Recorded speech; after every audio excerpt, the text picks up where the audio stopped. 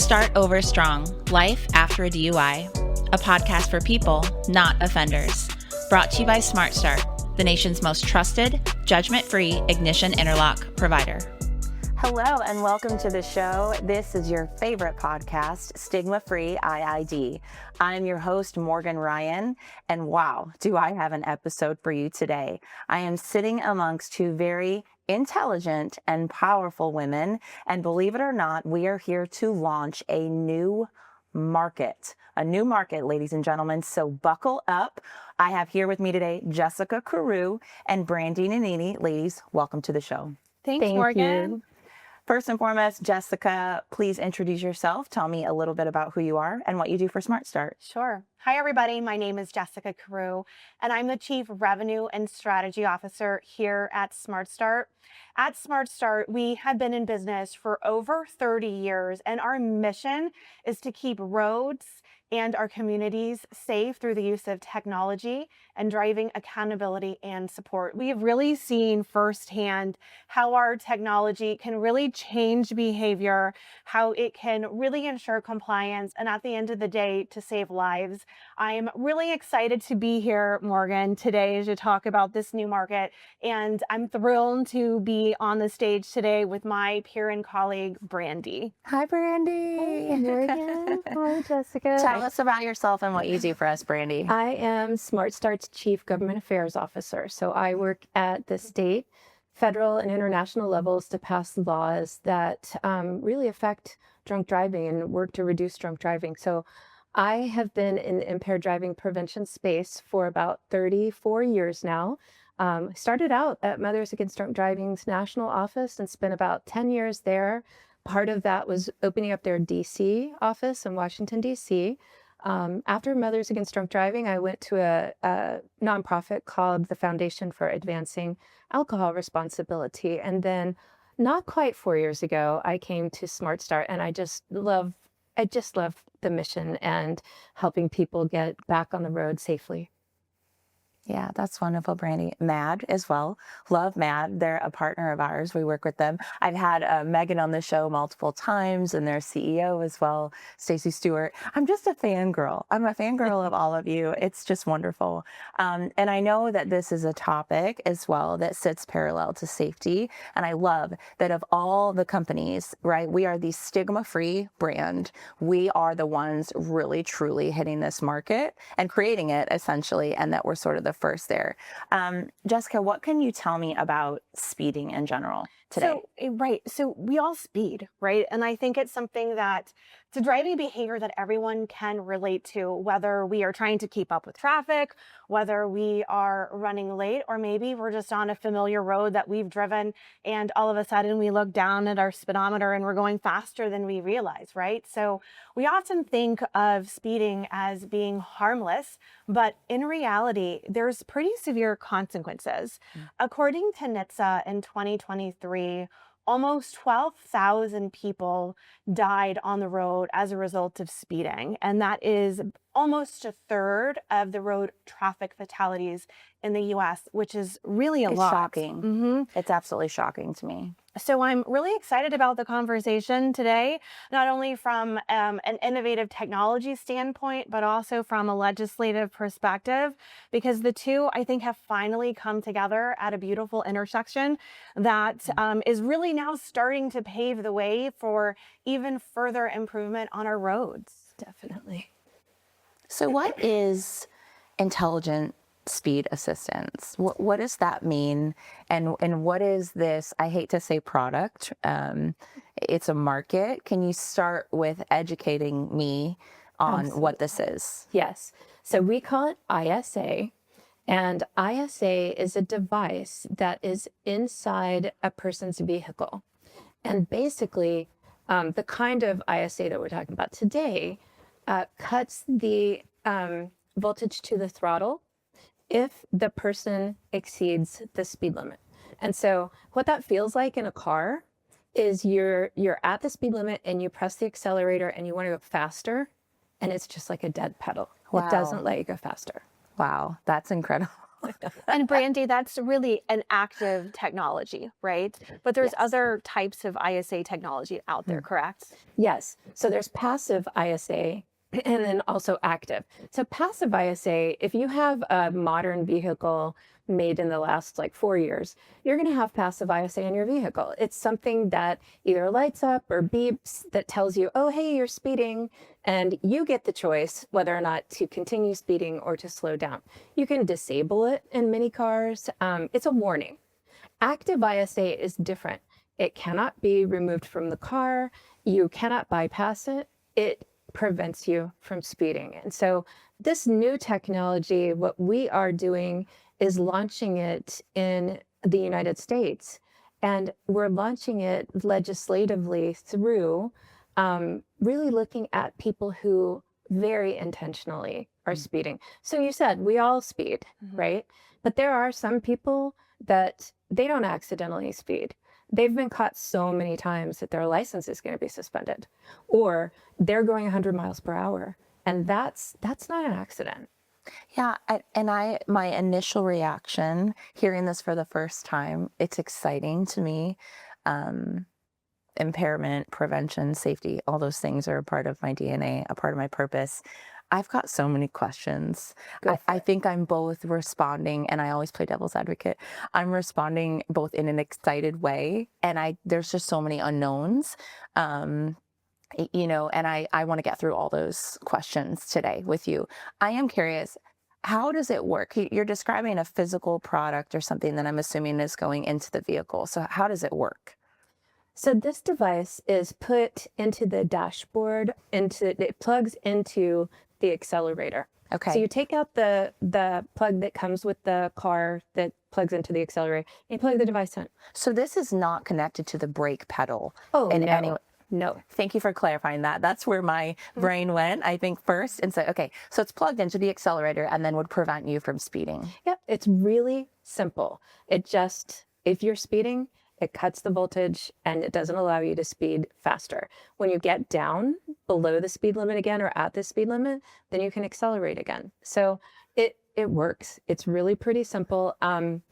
There are some other features that we can talk about that we can dive deeper into, but that's the basics. Yeah, okay. Well, and Brandy did bring a video with her today. She has prepared one for us so we can kind of see this in action. So with that, let's watch this video.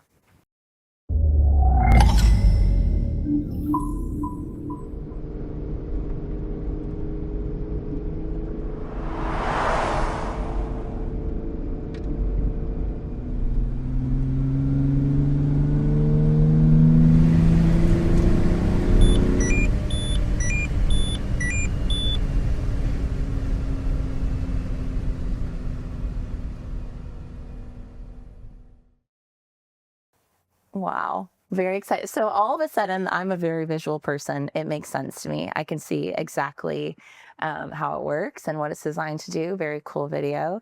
In your opinion, what's been the market response to this so far? I certainly have seen some things on my own social media. I'm very active there. But what, in your opinion, has been the response? Well, the pool I'm usually swimming in is with legislators. And so when you compare it to some of the other laws that we've passed, it usually takes up to 5 years to pass a new law. And this one is moving like lightning through the states.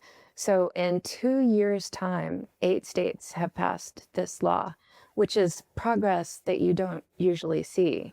So it's really, really taking on a life as a way to prevent speeding among the most dangerous offenders. I was shocked when we started working on this issue at the fact that speeding kills as many people each year as drunk driving. Yeah. And so there's a lot of people who are, it's really a small cohort of people who are causing the bulk of the deaths. And so I think the legislative structure for many years has been, for these people, you find them. You might be able to go to a defensive driving course and have it taken off your record. So by the time you've had so many speeding citations that you need to lose your license, those people usually are facing jail or enormous fines, neither of which is very effective. So this fills a really important void at giving people a chance to really understand behavioral change. Yeah, behavioral change is a big one. Technology, it's something I talk about all the time on Stigma Free IID, especially as a mom. If I was someone that ended up in a situation and needed an ignition interlock device, I stand behind Smart Start's tech stack. We are the best in the business, in my opinion. And I know, Jess, you have a lot of opinions on our technology. I do. Talk to me about this. Yeah. So, we are a technology first company. We take a lot of pride in making sure that our products are credible, right? Credible because at the end of the day, we want our customers to get back on the road and regain their driving privileges as quickly as possible, right? And so we also have stakeholders because part of what we do is ensure that our customers continue to be on the program and are compliant with the program requirements that they're on, right? And so we need to make sure that what we're doing is credible so that it's a beautiful partnership, right? And so we've approached the ISA market in a very similar way. We are really excited to be partnering with MagTech. They are a company that is based in Canada that has been doing this type of solution on the commercial space almost as long as we've been in business on the IED side, Wow. right? So it's a beautiful relationship. They are also very product led and product heavy. And again, goes back to kind of our foundation of making sure that we have great technology to stand on in order to deliver products that change behavior, ensure compliance, and drives accountability for everybody. Yeah, that's great. And I know we've talked about, I was a little shocked by the statistic that a third of highway traffic fatalities are due to speeding. There's a ton of statistics on here I would like for you to run through with us, Brandy. So this is according to the Insurance Institute for Highway Safety. Speeding is common. It's a lot more common than we think. So can you talk to me about some of these statistics with our viewers? Sure. So one of them is 49% of drivers say they exceed the speed limit by 15 miles per hour on the highway. So nearly half of people. Well, we certainly do in Texas. Oh, well, It's 70 and most people go 100. So. Well, I have the device on my car.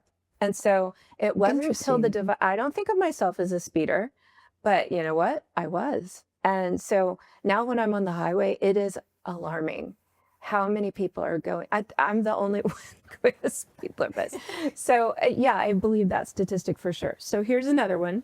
36% reported exceeding the speed limit by 10 miles per hour on a residential street.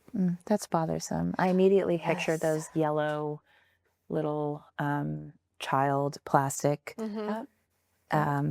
Yeah, like crossing the road signs. Yeah, with the little flag preventing you and alerting you that there's a child in the vicinity, because I've seen many of those. I live in the Washington, D.C. area. And so several jurisdictions, including my own, have lowered their speed limits to 20 miles per hour on most of the streets. And there's some public backlash to that. And I was working with a victim advocacy group called Families for Safe Streets. And the statistic that sticks with me is that if you are going 20 miles per hour and you hit a person, they will probably live. But more than that, there's a good chance they'll die. And that's so when I see this statistic about that many people exceeding the speed limit by 10 miles per hour, that's for bikers, for people walking, it's such a huge risk. And I don't think I knew that until we got into this space. Yeah, it's pretty interesting too. Is this something that is also installable just like on a motorcycle? I'm someone who likes to ride with a friend. Every Memorial Day, it's a tradition that him and I have. And, him and I grew up together and we go for a long ride. And it's, granted in my home state, which is very similar to Texas, long roads once you get beyond the city. So how does it work with a motorcycle? And what about, for example, like an electric vehicle? Does it work in electric vehicles too? These are great questions. The great news about this technology is it works on the vast majority of cars. Wow. So some of the really old cars, if you're somebody that wants to drive a 1950 Mustang, you're going to have to put it on your other car. Yeah. We'll have to tell Steve that. For a motorcycle, if it's got an electronic throttle, it can be installed on a motorcycle. And so, you know, it's probably very similar to the ignition interlocks on a motorcycle. You probably need a little saddlebag to keep the device protected. Yeah. But yeah, no problem. It's actually a really easy install on the more modern, the easier it is. Yeah. Okay. And then the last statistic here, I'll share it with the group. 75% of drivers with a suspended license continue driving. Yeah. 75% continue to drive? Yeah. Wow. Yeah. So, what are we out here doing? That's crazy to me. I know. So To be out there by myself. I mean, we're driving. We all drove here. Yes. So Interesting. it's pretty shocking when you think about it. And that's not limited to speeding. That's just people who get their licenses suspended. 75% of them roll the dice and hope they don't get caught. And most of the time, the penalties for driving on a suspended license are much more severe. So this is another thing. I mean, I grew up in Texas. It's really difficult if you have a license suspension to get anywhere. Yeah. And so that I think that's true for many parts of our country. So if the penalty is a license suspension, you're basically forcing that person to have to be Ubering everywhere, which is very expensive, finding a drive, that's super annoying for other people, or just not driving, which means you're going to lose your job, you're going to get in trouble with your family members, or it forces you to break the law. This technology is so sensible because it takes that ability to drive, puts you back on the road, but it makes sure you're safe. Very much like our interlocks. And it doesn't surprise me, Brandy, you have thought of it all. And I think the policymakers have thought of it all and continue to think of it all. Jessica, can you tell me a little bit about the legislation? I know you're just as passionate about the legislation part of it as you are the technology part. Yeah. Well, especially since I oversee all of the go-to-market at Smart Start, right? So Brandy and I work really heavily together on understanding the legislation environment and also the states that are ready to be commercialized. And we've talked a lot about the technology and how it's been in existence for decades, right? But the legislation has really just caught up. So Brandy, why don't you elaborate? I know we're launching here in Virginia on July 1st of this year, which is really exciting. But we've talked a little bit about the speed of the safety policy kind of being heavily accelerated, especially as you look at the IID and how everything is now 10 times as fast, right? Yes. So why don't you tell the listeners a little bit about all of the changes, all of the states that are quickly adopting these type of policies? Okay. So Virginia was the first. They passed it in 2025, goes live, like you said, July 1. Virginia's law is a little different than some of the others in that it gives the judges the power to decide when this goes on the car, and it can be put on the car of anyone whose license has been suspended for speeding or reckless driving or going 100 miles per hour or faster, which unfortunately we have a lot of in Virginia. So that will go on the car of those people that the judges decide to put it on, and it stays on for the entirety of their license suspension. And if they have violations during that time frame, then their time on the device will be extended. So that's what Virginia's law looks like. By contrast, we just passed a law in Maryland, and so it's going to be required for anybody that falls into that category. But it's basically what we're pushing for passage of is that this device be required for 12 months for anybody who is an egregious or a repeat speeder in that they've lost their license for the way they've been driving. And I think it's important to also talk through the voluntary aspect, right? Because right now, as we're going to market, we're really dependent on judges prescribing this device, right? But there's a whole other side of the coin to this on voluntary use. So do you want to give a little bit of color on that?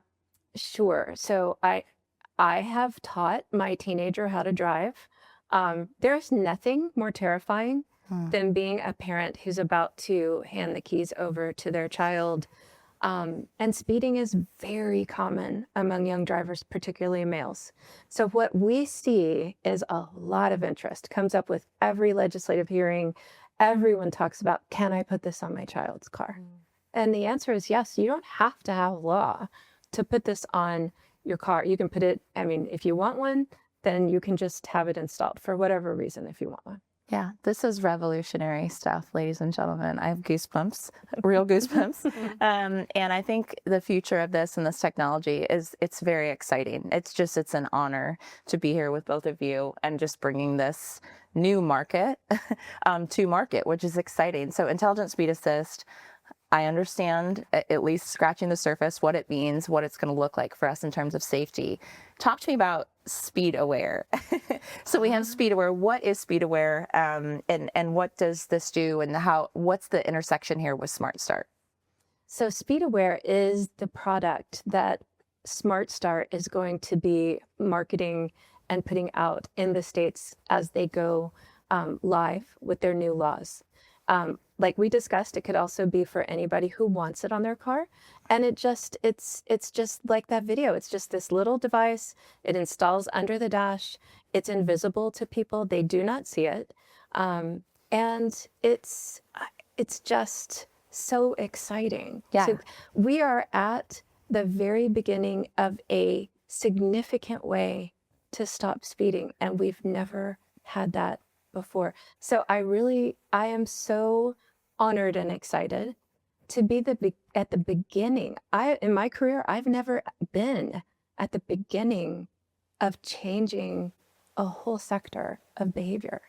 And that's so exciting. So Speed Aware is our product. Okay, understood. So Jessica, Speed Aware is Smart Start's device. It is. So Speed Aware is what it's called. That's our device. So we have Ignition Interlock, right? That's the same thing as Intelligent Speed Assist, but our product at Smart Start is called Speed Aware. Jessica, what can you talk to me about any of Smart Start's goals in terms of Speed Aware, anything from a strategic perspective that you think would sort of help prep the audience on maybe how quick this is coming, or anything else that you think you should share about strategy? Well, it's coming quick, that's for sure, right? But one of the beauties about Speed Aware is, when we look at the mission of Smart Start, it's not about a singular technology or a singular product. The mission is so much larger than that, right? We are here to save lives and keep our communities safe. And this is a wonderful extension of our mission. And it just made sense that finally the legislation has really kept up and is now at the intersection of the technology, where we're able to actually provide solutions to those that are speeding and are excessive speeders for that matter, right? And so it's a wonderful time. Like Brandy mentioned, this is at the very beginning, and it's not often in people's careers that they can say that they're in an initial entry point. It is coming really, really quickly. We have Virginia, as we mentioned a couple of times, coming on from an offender standpoint in July, but there's nothing stopping us from expanding very quickly from a voluntary perspective while we wait for other states to kind of go live. So it's a very exciting time. And I think the next 12 to 18 months is really going to be, all of these states are going to be coming live, and it's going to be an exciting ride. Well, I think it's user-friendly. It's certainly going to bring safety. Availability is going to continue to increase as we expand. And then I think the one thing I had a question on too was monitoring compliance and authority, similar to what we see in the car breathalyzer space, right? Mm-hmm. Where those results are going to be sent to an actual monitoring authority where it can't be tampered with, or you can trust those results. Can you talk to me a little bit about that? Sure. So I think the one thing that enables the ISA movement to occur so rapidly is we're taking so many of the lessons learned from Interlock. So a lot of the states, all of them so far, have designated the same monitoring authority as there is for Interlocks. So the system's already set up. And so from a compliance and monitoring standpoint, the device is able to detect when somebody has tampered with it, circumvented it, if there's, any sort of it just depends on the monitoring authority. But like, for instance, if you come off of a highway and you do not slow down, the device won't brake for you, but the compliance piece of it will capture that and report it back to the monitoring authority. They get to decide if they do anything about it.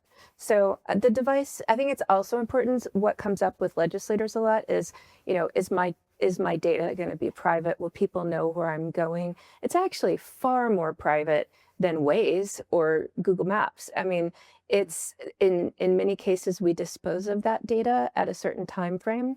It's not personally identifiable, and we absolutely never share, never sell data. That data belongs to the monitoring authority, whoever that monitoring authority is, and it only belongs to them. So we take the privacy piece of this very seriously. Yeah, that's good to know. Yeah. I answered a question and opened up a bucket of worms, and you answered 7 more that kept popping up. So that's wonderful. Thank you, Brandy. Thank you for joining the show today. Your favorite podcast, Stigma Free IID. Phenomenal conversation with Brandy Nannini and Jessica Carew. All things intelligent speed assist and smart starts new product for this new market called Speed Aware.